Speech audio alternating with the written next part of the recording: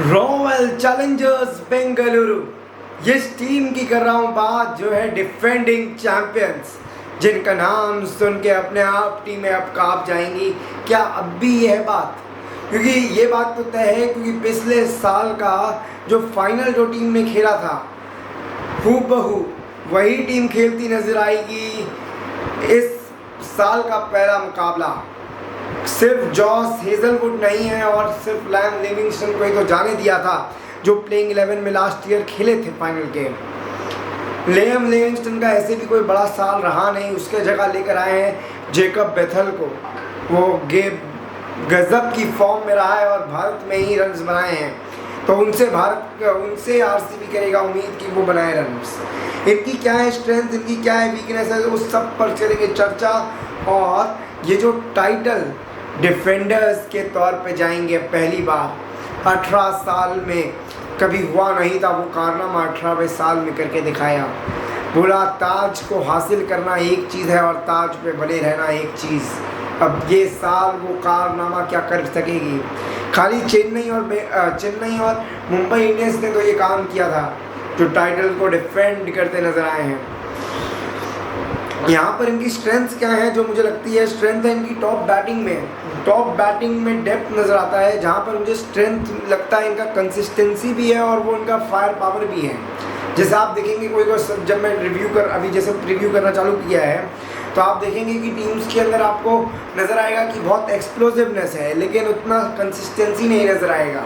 लेकिन आरसीबी में एक चीज़ तो मुझे स्टैंड आउट करती है, वो है कि जो टॉप 4 है उसमें से मुझे लगता है 2 जन का एक 500 रन वाला सीज़न हो सकता है, 500 रन 400 रन के ऊपर वाला सीज़न एक का, और एक का विराट कोहली का। मुझे ये लगता है, ये बहुत बड़ा प्रेडिक्शन मैं करता हूँ, मुझे ये लगता है ये बहुत बड़ा सीज़न हो सकता है विराट कोहली का, जहाँ पर वो 700-800 रन बना दे और पर ऑरेंज कैप के नज़दीक चले जाए। मुझे ऐसा लगता है, क्योंकि वो रन्स बनाने के लिए भूख होगी बहुत, और वो बंदा का फिटनेस में तो कोई सवाल या निशान उठाया जा ही नहीं सकता। और उसकी हंगर देख के लगी चुकी है कि वो जब हडल पे जब खड़े होकर बोलता है कि हमें 100% नहीं 120% देने हैं, क्योंकि दूसरे टीमें हम लोग के ऊपर और ज़ोर से हमला करेंगी। तो जब ये समझ में आ गया है, लेकिन एक वीकनेस जो लगता है इनका, वो है इनकी गेंदबाजी। और गेंदबाजी के अंदर अगर बेंगलुरु में जब खेलेंगे तो वहाँ पर गेंदबाजी कैसा कारनामा करेगी, हल्का सा सवाल है। जॉस हेजलवुड के नहीं होने से ये सवाल और बड़ा बन जाता है, क्योंकि जॉस हेजलवुड के रहने से एक नाम, जो बड़ा नाम है, उसका एक इफेक्ट आता है। लेकिन यहाँ पर यश दयाल खेलेंगे नहीं खेलेंगे, ये भी एक सवाल या निशान है।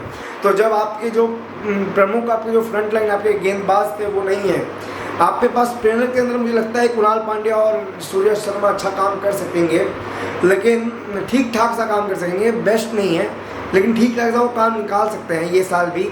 लेकिन गेंदबाजी है, तेज़ गेंदबाजी। भुवनेश्वर कुमार संभाल सकते हैं फ्रंट एंड, लेकिन बैक एंड में आपको एक प्रमुख गेंदबाज चाहिए जो डेप्थ में थोड़ा सा गेंदबाजी कर सके।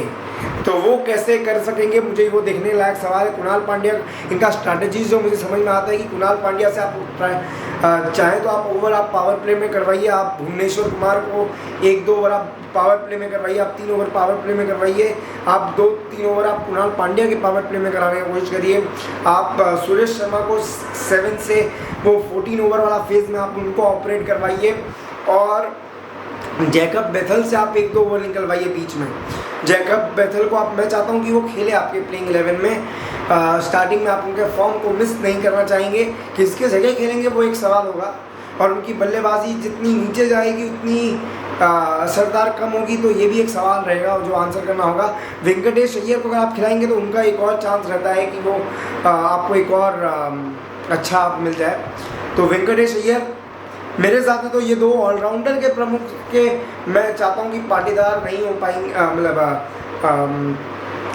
पार्टिकल नहीं हो पाएंगे प्लेइंग 11। मुझे ये चीज़ लगता है, और मुझे लगता है टिम डेविड का भी चांसेस कम होगा, क्योंकि आरसीबी बहुत ज़्यादा टेम्प्टेड होगी खिलाने के लिए जैकब बेथल को, और उसका मुझे कारण लगता है। और मुझे इसलिए उनका टीम में अगर चले जाएँ, उसके बाद उनके बात करेंगे ऑप्शन में उन्होंने क्या स्मार्ट मूव्स किए उसके बारे में करेंगे।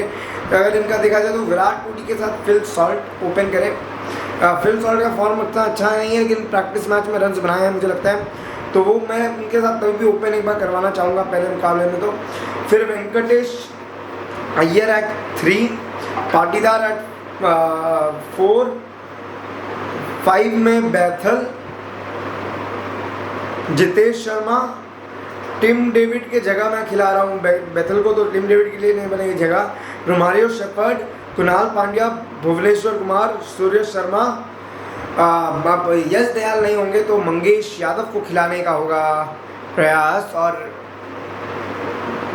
और आपका हेजलवुड नहीं है तो उनके जगह अब आप एक और आप फॉरेन गेंदबाज को खिलाएंगे तो आप जैकब डफी को खिला सकते हैं, जिनको आपने बेस मैच में आप लेकर आए, लेकिन वो वर्ल्ड के नंबर 1 T20I बॉलर हैं, पेसर में है, तो जैकब डफी एक नाम हो सकता है।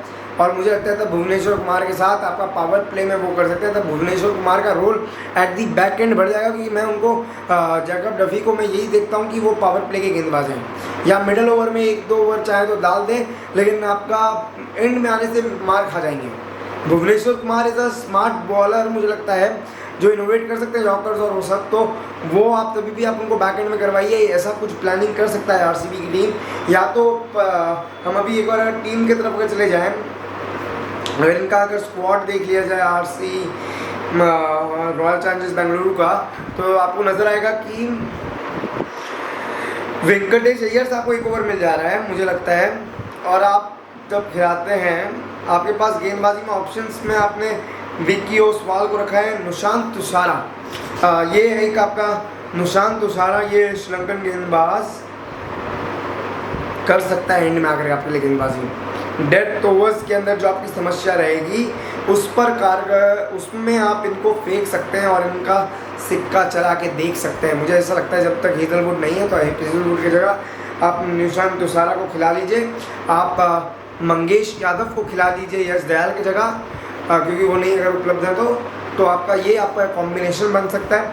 और मुझे जो लगता है इनका ये एक ऑप्शन ऑफ प्लेंटी वाला इनके पास प्रॉब्लम है कि इनके पास सारे जो प्लेयर हैं वो फॉर्म में हैं, 1-2 प्लेयर हैं जो अगर फिल सॉल्ट का अगर फॉर्म बिगड़ता भी है तो मैं देख लूँगा कि बेथल ओपन करे और आपका टिम डेविड भी खेल जाए। इनके पास एक गेंदबाजी का विकल्प इनको मिल जा रहा है वेंकटेश अय्यर खेलने से। अगर वेंकटेश अय्यर को आप नहीं खिलाते हैं तो आपको पार्टिकल का भी फॉर्म अच्छा ही है तो आप पार्टिकल को खिलाइए। आप